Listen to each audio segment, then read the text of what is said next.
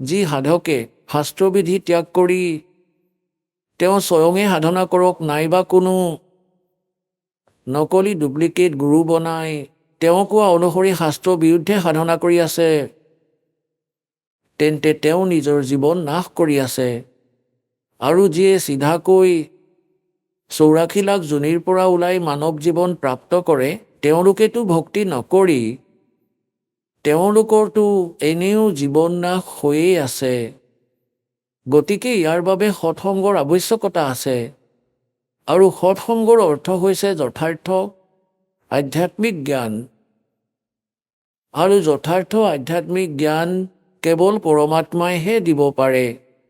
নিজৰ দ্বাৰা ৰচনা কৰা সৃষ্টিৰ বিষয়ে নিজেহে ক'ব পাৰিব।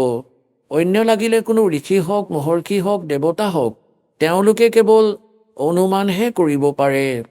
যেনে ধৰক চাইণ্টিষ্টসকল, তেওঁলোক আগতে দেৱাত্মা আছিলে, সেই শৰীৰক ভোগ কৰি তেওঁলোকে মনুষ্য শৰীৰ পাইছে।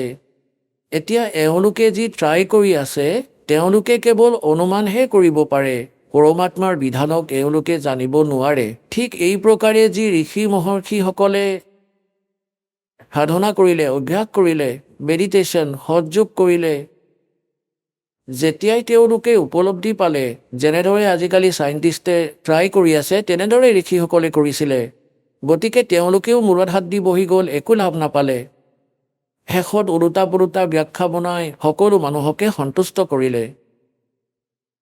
এই প্ৰকাৰে এই চাইণ্টিষ্টসকলে কিছুদিনৰ ভিতৰত নিজৰ যি নিষ্কৰ্ষ সেয়া উলিয়াই ফাইনেল কৰি দিব, কিন্তু পৰমাত্মাৰ বিধান পৰমাত্মাইহে ক'ব পাৰিব, জীৱই জানিব নোৱাৰে। গতিকে সেই পৰমাত্মাই নিজৰ বিধান আৰু সৎসংগ শুনাবলৈ স্বয়ঙে আহে।